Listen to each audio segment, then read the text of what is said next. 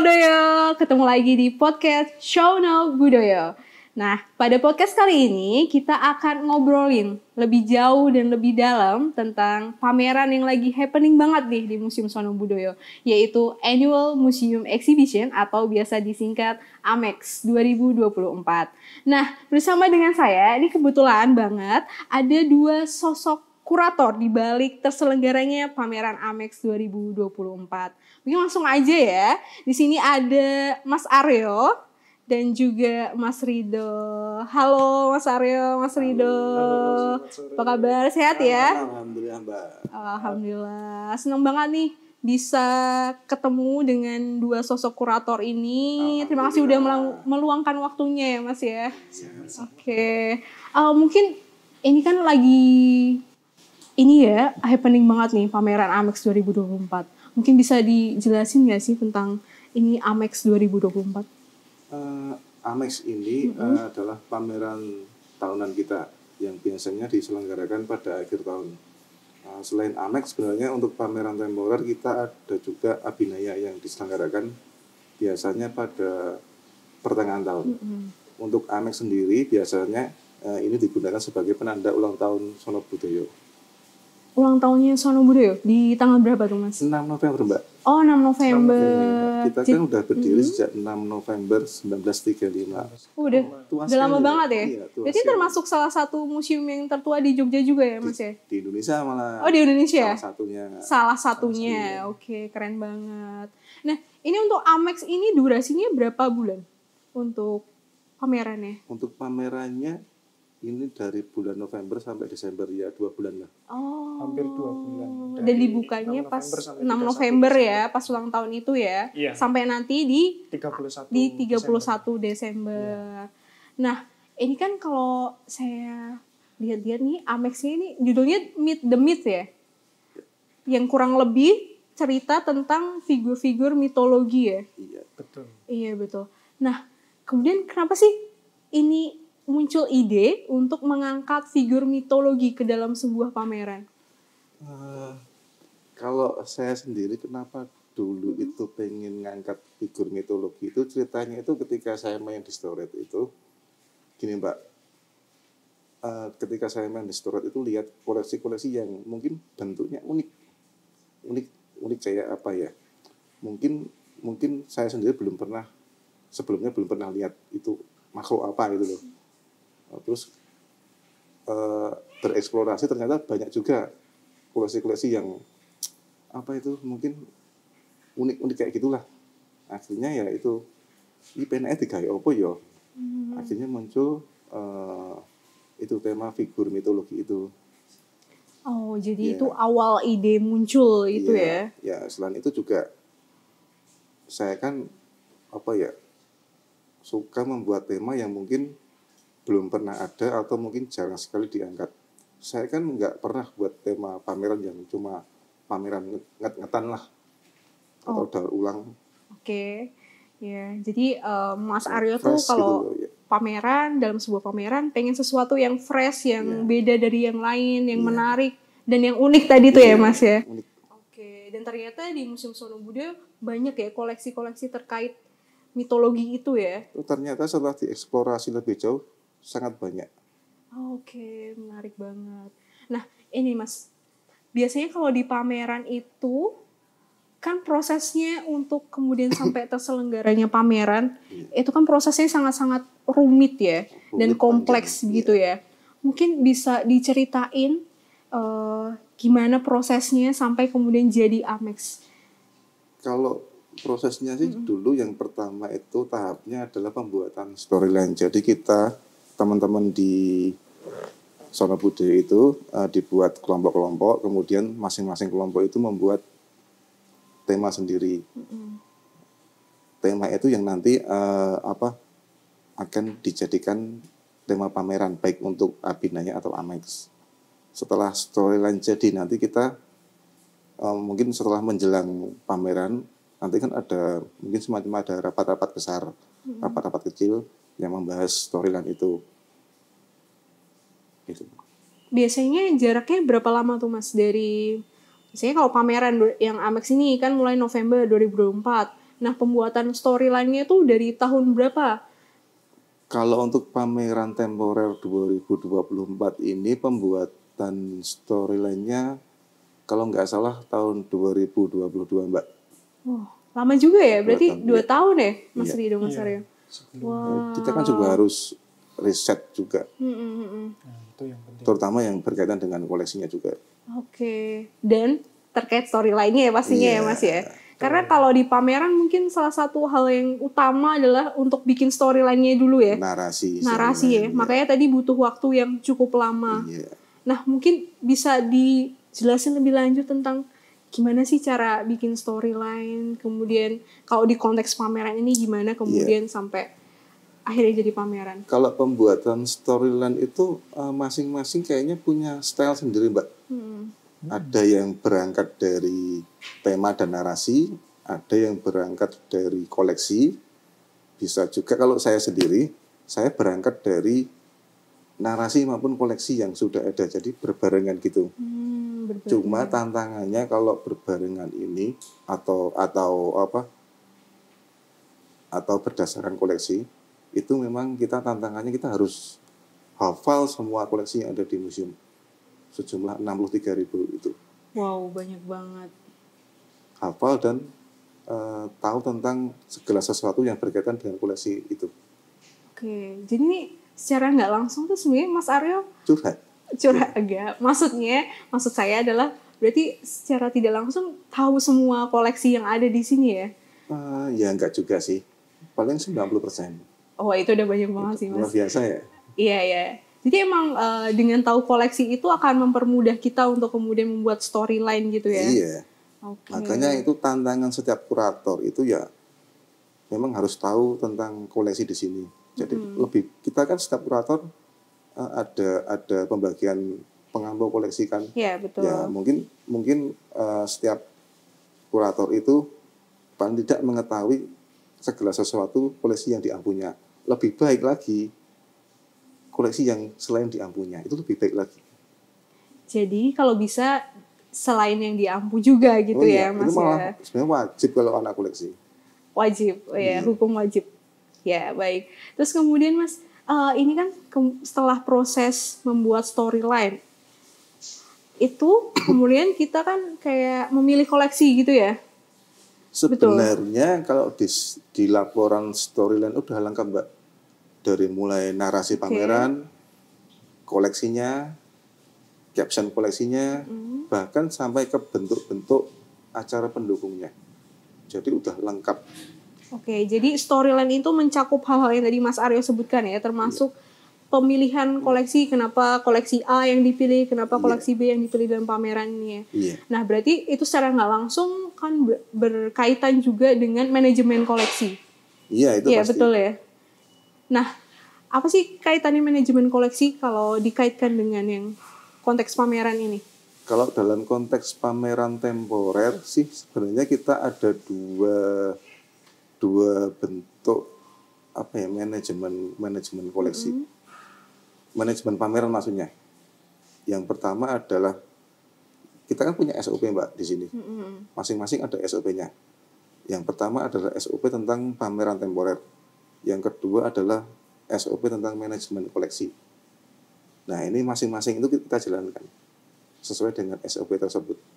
Misalnya, tadi kalau manajemen koleksi ya, mungkin sebelum koleksi dipakai untuk pameran itu, setelah kita pilih, mungkin ada perpindahan koleksi dari storage ke lab, laboratorium, untuk dikonservasi dulu dan untuk keperluan packing. Nah, ketika koleksi berpindah dari lab dari storage ke lab itu sebenarnya tanggung jawabnya para pengampu. Nah, ketika memindah itu, para pengampu membuat laporan ke petugas lab kayak gitu. Ke konservator gitu ya, jadi petugas lab. Oke. Kemudian ada juga nanti perpindahan koleksi dari lab ke ruang transit di gedung pameran temporer. Itu pun nanti ada semacam berita acaranya juga. Kayak gitu. Oke, jadi pencatatannya harus jelas juga ya. Bahkan nanti ketika sebuah koleksi dipindah dari storage ke lab pun di sistem database lokasinya harus diupdate dari storage ke lab itu. Dan ke lab ke sana pun juga harus diupdate juga. Oke, baik. Pernah nggak sih Mas selama proses persiapan ini yang kaitannya dengan koleksi, tiba-tiba kemudian ada perubahan atau penggantian koleksi gitu? Saya harusnya A jadi B, seperti apa tuh Mas? Itu bisa saja, dan memang itu umum terjadi kayaknya kalau menurut saya loh. Itu juga nanti kan kalau pergantian koleksi itu mengikuti mungkin kan narasi kita nggak kaku, maksudnya nggak kaku itu apa yang sudah kita susun itu ya harus itu dilaksanakan gitu. Mungkin ada masukan-masukan dari teman-teman atau dari pimpinan, api ini, pena ini, narasi ini, dan koleksi yang pas itu sing kae. Nah itu kayak gitu. Tapi pernah nggak Mas dalam penentuan koleksi itu diskusinya cukup alot gitu, hingga akhirnya terpilih koleksi A misalnya kayak gitu? Kalau saya sih nggak pernah sih Mbak. Nggak. Soalnya saya itu sekali menentukan koleksi itu biasanya nggak ada yang protes. Nggak ada yang berani mungkin ya lebih tepatnya ya. Nggak ada yang berani yang protes ya. Termasuk Mas ko-kurator mungkin ya Mas Rido ya. Gitu. Nah untuk pertimbangannya sendiri Mas, walaupun misalkan tadi Mas bilang kan nggak bakal ada yang berani protes juga gitu. Tapi saya yakin sih ada pertimbangan. Untuk koleksi itu pertimbangan yang pertama adalah kesesuaian dengan narasi. Itu paling utama. Paling utama. Pasti ya. Ya. Yang kedua, saya memang memilih koleksi yang dari segi visual itu menarik. Menarik ya. Karena mungkin nanti itu kan koleksi disajikan untuk masyarakat umum. Dan masyarakat itu kan lihat sesuatu itu mungkin kesannya apa yang pertama dia lihat kan, kesan yang dia munculkan itu.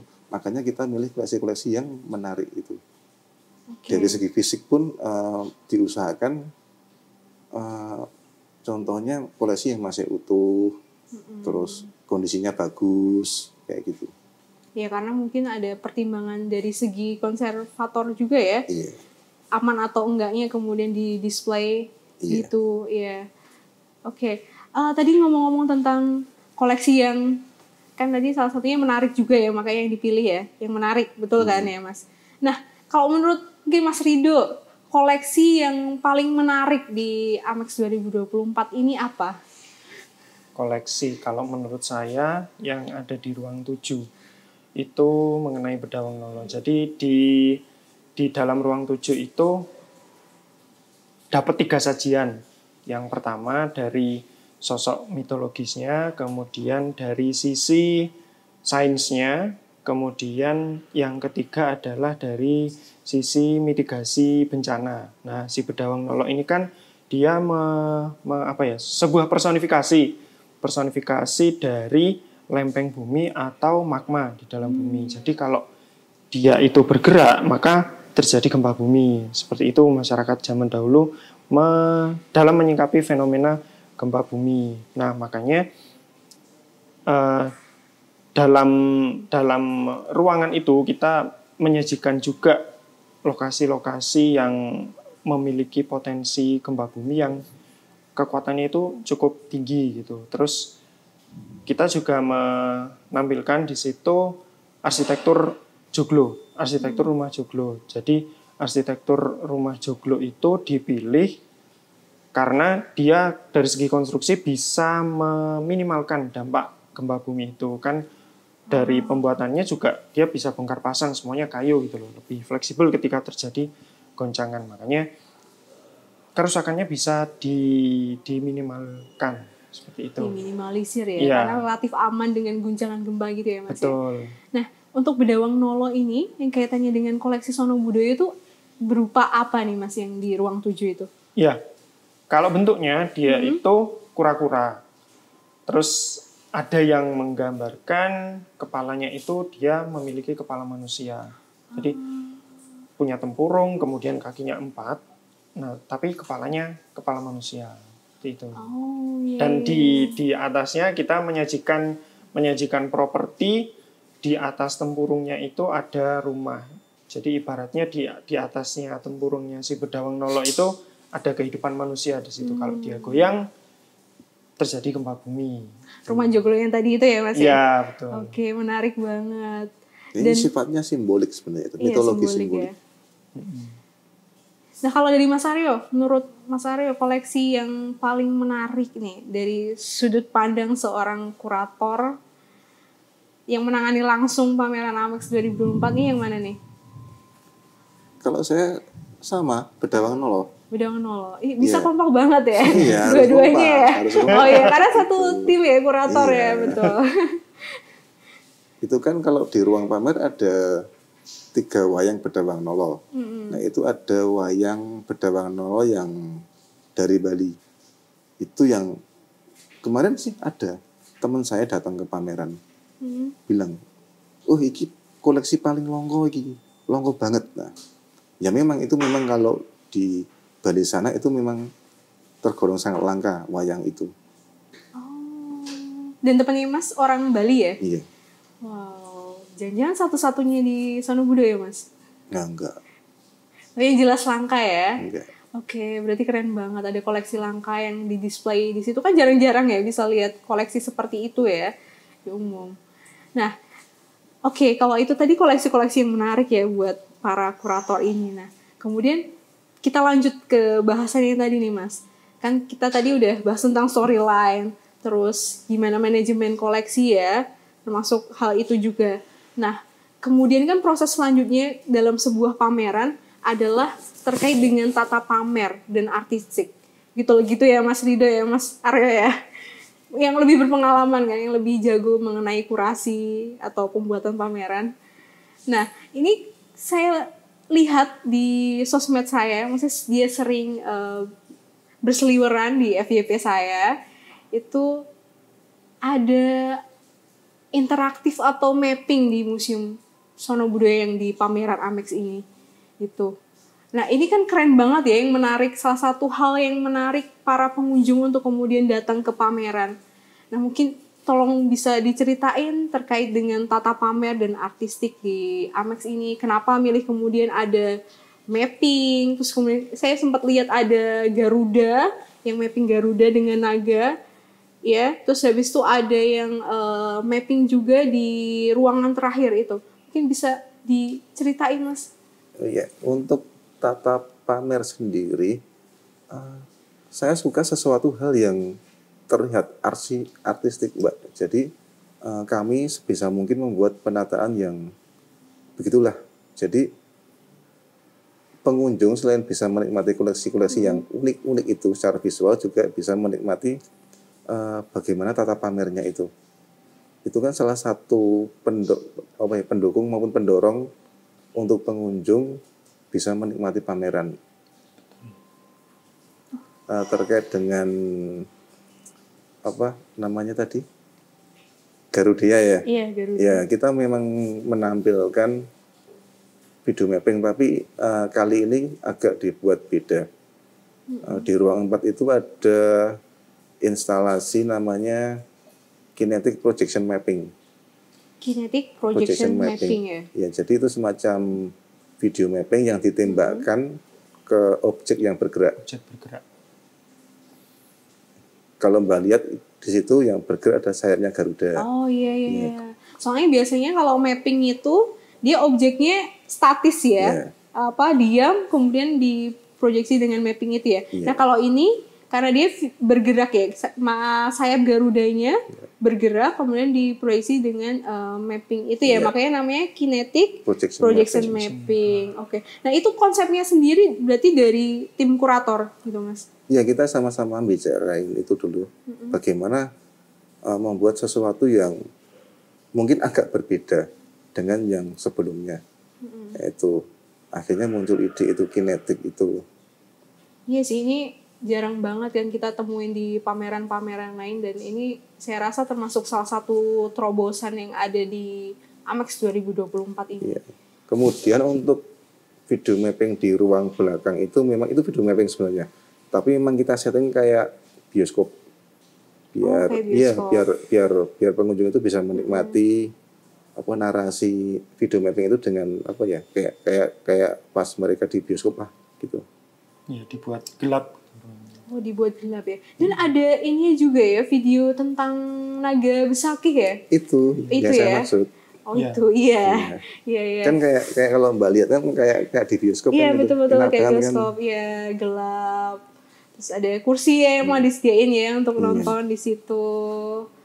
Oke. Itu ada tim tersendiri nggak Mas kalau yang terkait dengan artistik ini, tata pamer gitu? Melibatkan siapa aja, terus berapa lama untuk proses persiapan atau pembuatannya ini, instalasinya begitu? Ya untuk tata pamer maupun artistik sih kita ada, kalau dari museum itu ada tim dari preparasi. Kemudian kita juga melibatkan vendor untuk mengerjakan artistiknya. Oke, jadi kurang lebihnya konsepnya dari para kurator, kemudian kerjasama dengan ada tim preparator, dan ada tim vendor juga yang dari luar ya untuk kita meng-create ini semua. memberikan konsep-konsepnya, mereka yang mengeksekusi gitulah. Wah, menarik banget. Dan ini memberikan pengalaman yang menarik dan unik ya. Tadi seperti yang Mas bilang ya kepada pengunjung ya. Jadi nggak sekedar monoton gitu kan. Kalau biasanya pameran cuman ada display koleksi gitu. Kalau ini ada sesuatu yang bisa dinikmati gitu ya Mas Rido ya sama pengunjung. Jadi untuk menambah experience dari para pengunjung. Oke, ya, jadi Bolodoyo ini harus datang ke Amex nih untuk melihat pameran termasuk interaktif yang ada di situ. Tuh. Nah, kalau kaitannya tadi kan berarti kemudian sudah ya untuk tata pamer, kemudian artistiknya. Nah, kemudian pameran selesai gitu berarti Mas. Pameran selesai gitu. Betul? Iya. Masih ada. Apa ada proses-proses selanjutnya nih? Setelah itu. Ya sebenarnya kan selain pameran ada supporting event. Nah itu dia. Nanti Mas Rido yang menjelaskan. Bisa dua-duanya lah Mas. Nah, supporting event ini berarti menjadi hal yang tidak terpisahkan dari sebuah pameran. Betul. Dan dari pameran-pameran sebelumnya ini kan ada Abinaya, terus kemudian juga ada Amex yang sebelum-sebelumnya, itu pasti ada selalu ini ya, supporting event ya. Nah, kenapa sih Mas harus selalu ada nih supporting event dalam gelaran pameran? Oke, supporting event kami adakan supaya dalam pelaksanaan pameran yang rentang waktunya lumayan lama ini obornya itu tetap menyala. Jadi karena waktunya lumayan panjang kan, kayak lari maraton gitu, harus tetap ada nafasnya gitu. Nah, harapan kami dalam supporting event itu bisa dieksplor lagi lebih jauh mengenai pembicaraan seputar makhluk-makhluk mitologi. Entah itu dikupas lebih dalam atau melebar. Jadi pembahasannya untuk penggunaan dalam kehidupan sehari-hari itu dapat banget. Terutama contohnya seperti yang kemarin dibahas di seminar. Nah itu 3 narasumber menyampaikan relevansi makhluk-makhluk mitologi di dalam kehidupan sehari-hari sampai ke penggunaan desain-desain dalam iklan dan juga penggunaan bahkan dalam stiker WhatsApp juga sampai membahas sampai ke situ. Wow, menarik banget ya. Jadi ini sekaligus menambah dan mengembangkan narasi yang sudah ada di pameran ya. Betul. Oke. Nah, untuk supporting eventnya nih Mas Rido, itu selama berlangsungnya pameran gitu di November sampai Desember ya? Iya. Berarti ya. Nah, itu ada supporting event apa aja nih selain seminar yang tadi Mas Rido? Selain seminar, kami kemarin menyelenggarakan yang pertama itu ada tur kuratorial untuk umum dibagi menjadi 2 sesi. Kemudian tur kuratorial juga untuk teman-teman difabel dibagi dalam kalau yang ini langsung 1 sesi langsung selesai. Lalu yang selanjutnya ada kuratorial class yang di situ kami menghadirkan 2 pembicara. Terus ada workshop pembuatan games itu Seru banget. peserta praktek untuk membuat game sederhana. Jadi dalam pengumumannya itu kami sampaikan bahwa peserta dimohon untuk membawa laptop sendiri karena langsung praktek gitu. Didampingi oleh praktisi teman-teman dari Amikom. Kemudian yang saya sebutkan tadi, seminar itu kemarin dilaksanakan sebagai acara terakhir sih, supporting event terakhir dari Amex di tahun 2024. Oke, yang games tadi menarik banget. Berarti peserta diajak untuk bikin games langsung ya? Betul. Gamesnya juga berkaitan dengan pameran ya? Pameran, iya. Oh, jadi gamesnya mungkin kayak mitologi. figur mitologi Betul, gitu ya? Waduh, iya. seru banget. Nah, untuk ke depannya ini masih ada supporting event lagi nggak, Kak? Kalau ke depannya kayaknya udah. Oh, udah selesai. Wah, Iya.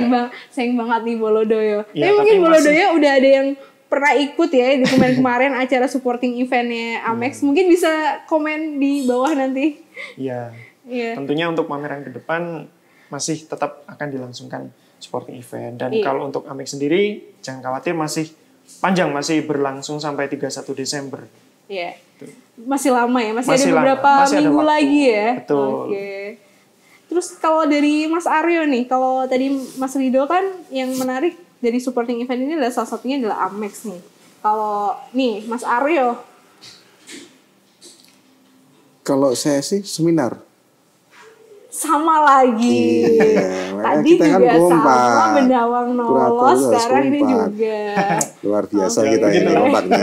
Ini meskipun jawabannya sama, alasannya nggak boleh sama loh, harus Pasti beda loh. beda. Alasan saya itu apa ya? Mungkin berkaitan dengan tema-tema yang disampaikan oleh para narasumber.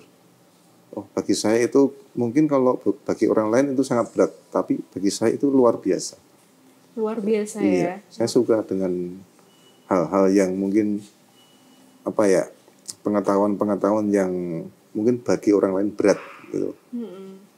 Dan itu kan tadi yang dipaparin di seminar, kalau nggak salah memang jarang kita dapatkan di Iya. tempat lain ya. Iya. Nah, di seminar itu langsung dari para narasumber yang memang ahli, Iya. ahlinya ya. Baik. Kalau bagi saya tuh semuanya tentunya supporting event menarik ya.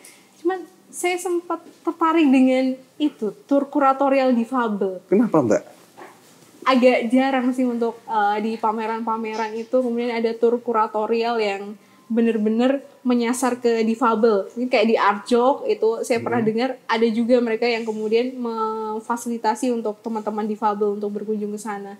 Tapi kalau di pameran-pameran lain kan lebih seringnya mungkin kalau tur kuratorial itu kan sifatnya umum ya ke siapa aja. Nah, ini kenapa harus ada kayak segmen atau acara khusus yang walaupun tadi udah ada yang tur kuratorial umum ya. Iya. Terus kemudian nih ada khusus lagi nih tentang tur kuratorial yang khusus teman-teman difabel. Monggo Mas itu. Ya, kalau dari kami, dari Museum Sono Budoyo itu sebisa mungkin Museum Sono Budoyo ingin terbuka untuk semua kalangan, menjadi museum yang inklusif gitu, tidak hanya untuk masyarakat yang non-difabel, tapi terhadap teman-teman difabel juga kami membuka diri bahwa pameran yang diadakan oleh Museum Sono Budoyo itu bisa dikunjungi oleh teman-teman difabel. Dan di Amex kali ini juga kami ada teman-teman galeri sitter yang di situ siap untuk memberikan penjelasan. Jadi kalau teman-teman datang ke Amex dan di situ ada galeri sitter, mereka siap apabila teman-teman pengen tahu lebih jauh tentang koleksi-koleksi yang ditampilkan di masing-masing ruangan. Galeri sitternya mudah dikenali kok, mereka selalu pakai kokat, selalu pakai name tag. Oke, mantap.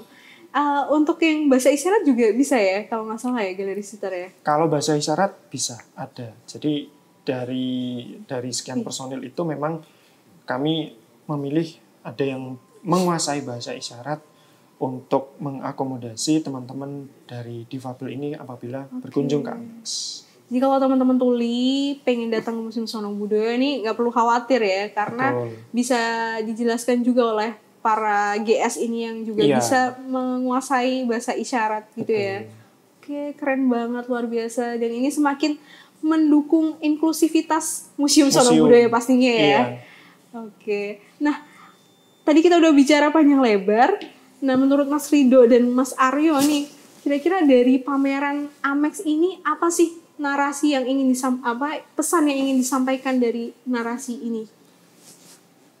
Kalau untuk narasi pamerannya, kita kan pamerannya ini berpusat pada figur mitologi. Nah, figur-figur mitologi kan mungkin kalau kita lihat, kita amati, banyak yang ada dalam berbagai bentuk karya seni. Ya, contohnya ini koleksi-koleksi yang kita tampilkan itu kan karya seni. Terus apa yang kita bahas? Yang pertama itu tentang aspek mitologinya, mitologi yang berkaitan dengan figur mitologi itu. Contohnya tadi yang dikatakan Mas Rito tadi tentang mitologinya Bedawa Nolo. Nah, di situ kan kita ingin mengungkapkan mitologi simboliknya. Yang kedua adalah makna simbolik sendiri dari figur mitologi itu.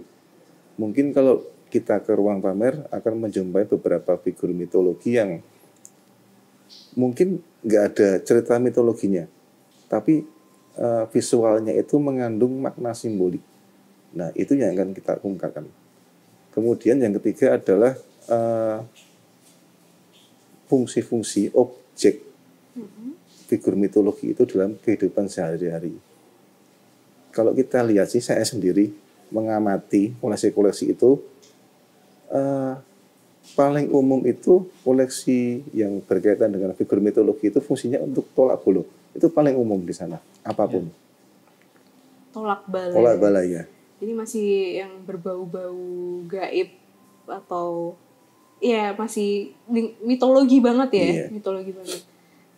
Contohnya kita kalau ke ruang 5 akan menjumpai koleksi cantik Garuda Mino yang wujudnya itu kepalanya burung, ekornya ikan. Nah, itu kan mungkin fungsinya untuk sebagai hiasan di dalam haluan kapal. Tapi ada fungsi simboliknya sebagai penghalau hal-hal buruk atau energi negatif ataupun hal-hal yang berbau jahat. Misalnya ombak tinggi, hujan badai, kayak gitu. Ya tadi ya tolak bala dari hal-hal yang buruk tadi itu ya. Iya. Paling umum itu. Oke, jadi ini secara nggak langsung pameran ini juga mengangkat mitologi yang selama ini juga mungkin generasi sekarang ini juga nggak pada tahu ya. Ya, mungkin itu. Zaman sekarang kan kita juga ingin menunjukkan bahwa mungkin kalau orang bilang mitos itu kuno. Betul. Nah, kita ingin menunjukkan bahwa di dalam hal yang kuno itu sebenarnya ada konteks kekiniannya, gitu. Ada konteks kekiniannya, masih ada relevansinya gitu ya mungkin Mas Rida, Mas Aryo dengan kehidupan mungkin sekarang. Di ruang belakang kita akan menjumpai tema tentang konservasi alam ya. Nah, itu bagaimana sebuah mitos itu turut serta menjaga kelestarian alam. Oke, ya. Menarik sekali sih. Apalagi sekarang kan kita lagi hangat-hangatnya nih tentang isu tentang lingkungan, kemudian gimana keberlanjutan. Gitu. Berarti yang ini kaitannya mitologi dengan konservasi alam itu juga dihadirkan di dalam pameran Amex ini ya, Mas ya? Iya. Itu lebih tepatnya di ruang mana? Ruang belakang. Ruang belakang ya? Ruang 8. Ruang 8 ya? Iya. Yang ada naga besakih itu ya? Iya. Naga besakih. Naga besakih itu ceritanya tentang apa sih, Mas? Kok kemudian ada kaitannya dengan konservasi alam gitu? Jadi naga besakih itu bisa juga ada sebutan lain bahwa itu kisah tentang terjadinya Selat Bali. Jadi di dalam kisah yang disajikan di ruang 8A itu ada seorang pemuda namanya Manik Angkeran. Manik Angkeran ini dia doyan judi. Judi ya. Judi adu ayam. Kalau zaman old adu ayam, kalau zaman now sudah ada di gadget masing-masing gitu. Bisa diakses di situ. Dia itu sering banget kalah. utangnya menumpuk, utang di mana-mana. Nah, dia mempunyai bapak yang namanya Siddhimantra. Siddhimantra ini begawan. Jadi beliau itu semacam pemuka agama gitu. Mengetahui anaknya banyak utang karena berjudi, dia sebagai bapak yang baik menunjukkan rasa kasih sayang kepada anaknya dengan membantu melunasi utang-utang anaknya. Didapat dari mana? Didapatnya dari harta yang diberi oleh naga besaki. Caranya adalah dia pergi ke Gunung Agung, membawa lonceng. Loncengnya itu dibunyikan, kemudian naga besaki akan muncul. Dia memberikan sisik sang naga itu yang berubah menjadi emas kepada Begawan Siddhimantra. Uangnya diberikan ke Mani Angkeran dengan harapan dia berhenti berjudi, tapi harapan tinggal harapan. Tetap berjudi terus, sampai akhirnya utangnya banyak lagi. Balik ke rumah, bapaknya sudah nggak mau nolong, tapi si anak ini curiga. Dulu bapakku bisa dapat banyak emas itu dari mana? Sampai akhirnya dia tahu kalau bapaknya punya pusaka lonceng itu. Nah, akhirnya dia eksekusi sendirilah. Dia berangkat sendiri, lonceng dibunyikan, naganya keluar. Tapi karena dia serakah, dia memotong ekor naganya supaya dapat lebih banyak. Si naga yang marah akhirnya menyembur si Mani Angkeran ini, dia gosong. Terus Begawan Siddhimantra yang tahu bahwa loncengnya sudah nggak ada di tempat, bergegas ke gunung, ke tempat tinggalnya naga besaki. Sampai di sana anaknya sudah gosong, kemudian dia memohon kepada naga besaki supaya anaknya ini dihidupkan lagi.